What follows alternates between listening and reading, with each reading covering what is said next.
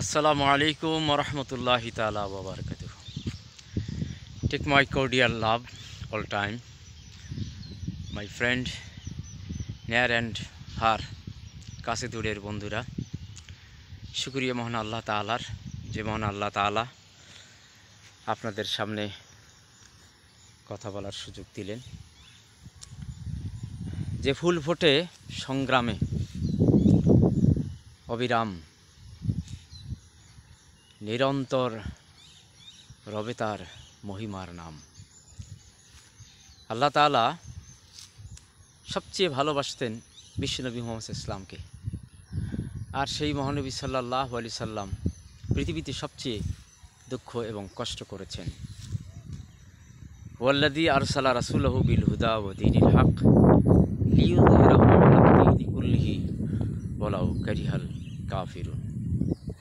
আল্লাহ তাআলা রাসূল করিম সাল্লাল্লাহু আলাইহি সাল্লামকে দিনকে, ইসলামকে বিজয় করবার জন্যে পৃথিবীতে পাঠিয়েছেন, ফুলসজ্জায় নয়।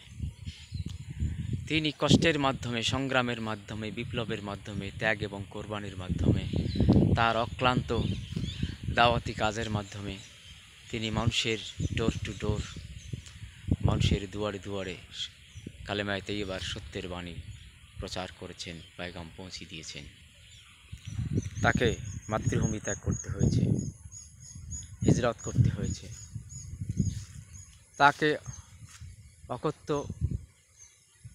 অসহ্য নির্যাতন তাকে সহ্য করতে হয়েছে।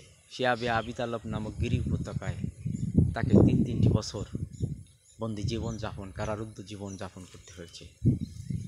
এত সহজে নয়। কথায় বলে, life is not bed of roses, জীবন ফুলসজ্জা নয়। এই জীবনকে সুন্দর করতে হলে, ইসলামের আলোকে আলোকিত করতে হলে অনেক কষ্ট, অনেক দুঃখ, অনেক ত্যাগ, স্যাক্রিফাইস, কোরবানির মাধ্যমে আমাদেরকে জীবনকে সুন্দর করতে হবে। দুনিয়ার জীবন তো জীবন নয়, দুনিয়ার জীবন হচ্ছে ক্ষণস্থায়ী জীবন, মুসাফিরের জীবন, ক্ষণভঙ্গুর জীবন। ইন্নাল আইশা আইশা লা আখিরা, নিশ্চয়ই পরকালের অনন্ত জীবনই হচ্ছে প্রকৃত জীবন। আর এই দুনিয়ার জীবন হলো মুসাফিরি জীবন। এটা তো সুখে দুঃখে, সচ্ছলতায় অসচ্ছলতায় কেটেই যাবে, কিন্তু পরকালের জীবন যা শুরু হবে তা কোনো দিন শেষ হবে না, অনন্ত। আমরা অনন্ত জীবনের অধিকারী। কে বলে মানুষ মরে? মানুষ মরিলে বলো বিচার হবে কার? বন্ধুরা আমার, সেজন্য আল্লাহর নবী কেন এসেছেন পৃথিবীতে? দিনকে বিজয় করবার জন্যে। পৃথিবীতে হিন্দু ধর্ম, বৌদ্ধ ধর্ম, খ্রিস্টান ধর্ম, কত ধর্ম মত আছে, কত পথ আছে, কত ইজম আছে, কত মতবাদ আছে। সকল মতবাদের উপরে, সকল ইজমের উপরে, সকল মতাদর্শের উপরে আল্লাহর দেয়া, আল্লাহর প্রেরিত, আল্লাহর মনোনীত আল ইসলামকে বিজয় করবার জন্য অন্যান্য মতবাদগুলো, বাতিল ফেরকাগুলোকে একদম দুনিয়া থেকে নিশ্চিহ্ন করে দেওয়ার জন্য নয়, তাদের উপরে ইসলামের শ্রেষ্ঠত্ব প্রতিষ্ঠিত করাই হচ্ছে রাসূল করিম সাল্লাল্লাহু আলাইহি সাল্লামের পৃথিবীতে আগমনের উদ্দেশ্য। লিইয়ুযহিরাহু আলা দীনি কুল্লিহি ওয়ালাউ কারিহাল কাফিরুন।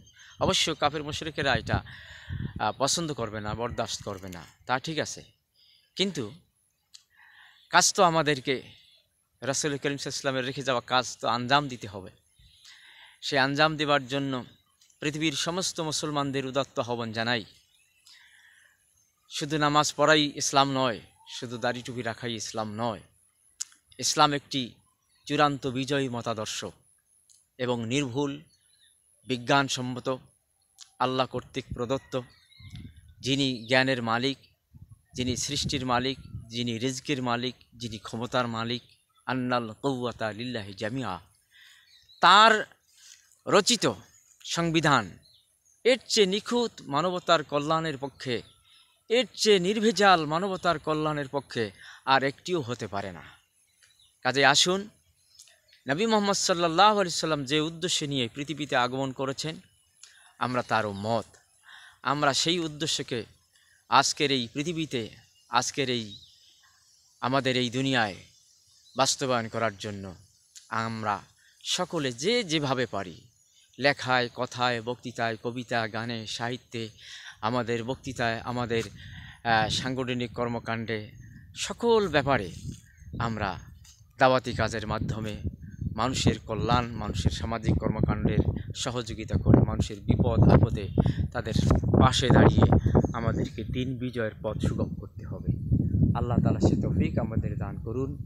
সকলের প্রতি নিরন্তর ভালোবাসা, আন্তরিক অভিনন্দন, মোবারকবাদ জানিয়ে আমি আমার সংক্ষিপ্ত নাতিদীর্ঘ আলোচনা আপনাদের দোয়া চেয়ে বিদায় নিচ্ছি। আসসালামু আলাইকুম ওয়া রাহমাতুল্লাহি তাআলা ওয়া বারাকাতুহু।